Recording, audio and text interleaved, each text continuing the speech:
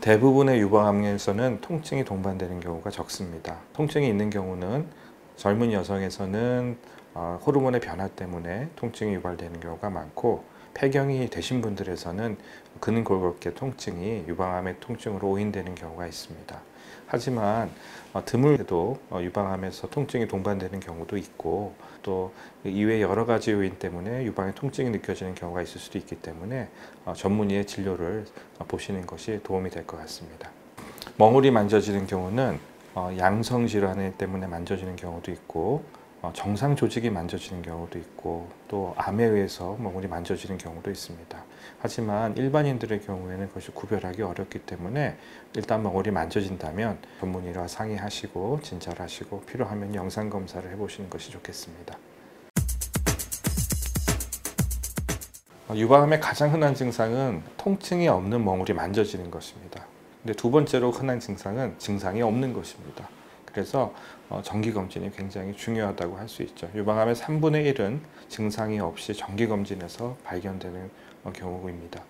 그 외에도 흔하지는 않지만 유두에서 분비물이 나오거나, 아니면은 피부가 움푹 패이거나, 굴곡이 변하거나, 피부에 발적이 있거나, 유두 주변이 습짐처럼 변하는 그런 증상으로 오게 되는 경우도 있습니다. 그리고 드물게도 유방에서 만져지는 것은 없지만 겨드랑이에서 멍울이 만져져서 유방암으로 진단되는 경우도 있습니다. 일단 여성이라는 것이 가장 유방암의 큰 위험 요인입니다.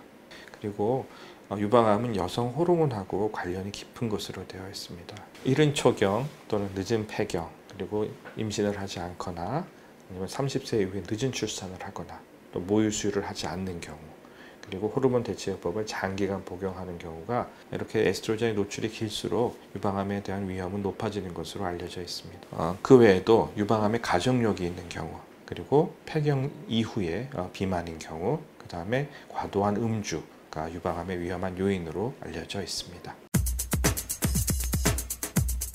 우리나라 여성은 서양 여성들에 비해서는 치밀 유방이 매우 많습니다. 특히 젊은 여성일수록 대부분 치밀 유방입니다.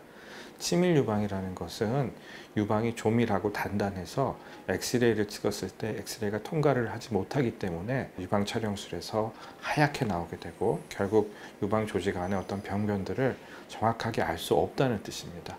이런 경우에는 유방 초음파 검사를 하는 것이 진단에 도움이 될 수 있습니다. 대부분의 양성혹은 위험하지 않고 그냥 관찰만 하면 되는 경우가 많습니다. 하지만 양성혹 중 일부는 상대적으로 유방암으로 발전할 가능성이 높은 병변도 있고요. 그렇기 때문에 정확한 진단을 위해서, 그리고 예방적인 목적으로 제거하기도 합니다.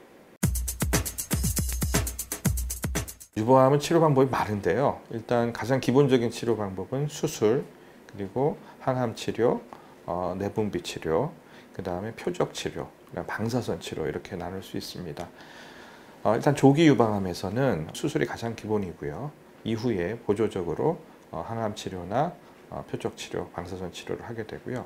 좀 진행이 된 유방암에서는 수술하기에 앞서서 항암 치료나 또는 표적 치료로 유방암을 줄인 다음에 수술을 하기도 합니다. 유방암의 치료가 사람마다 다른 이유는 유방암은 모두 같은 유방암이 아니기 때문입니다. 사람마다 키와 몸무게가 다른 것처럼 유방암마다도 진행된 정도가 다릅니다. 즉 병기가 다르고요. 인종이 다르면 정말 다른 사람인 것처럼 느껴지는 것처럼 유방암의 생물학적인 특성이 다르기 때문입니다. 생물학적인 특성, 즉 호르몬 수용체가 있나 없나, 또 표적 수용체가 있나 없나에 따라서, 그래서 병기와 유방암의 생물학적인 특성에 따라서 보조적인 치료 방법들이 달라집니다.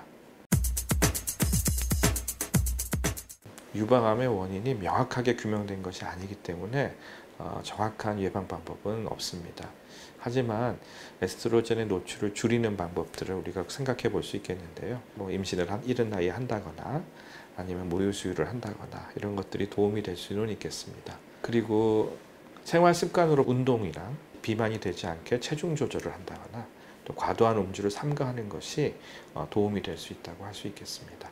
그리고 예방은 아니지만 유방암의 치료에 있어서 유방암을 조기에 발견하는 것이 매우 중요하기 때문에 자가검진과 정기적인 검진을 시행하는 것이 매우 중요하다고 할 수 있겠습니다. 만약 가족력이 있고 유전성 유방암이 의심되는 고위험군이라면 이는 전문의와 적극적인 예방 방법에 대해서도 상의하시는 것이 좋겠습니다. 유방암으로 1차 치료가 끝나신 분들도 1차 치료 이후의 부작용이라든지 또 재발에 관련된 검진을 잘 받으셔야 되고요. 뿐만 아니라 만성질환이라든지 또는 2차암에 대해서도 인식을 하시고 정기적인 검진을 받으시는 것이 중요하다고 생각합니다.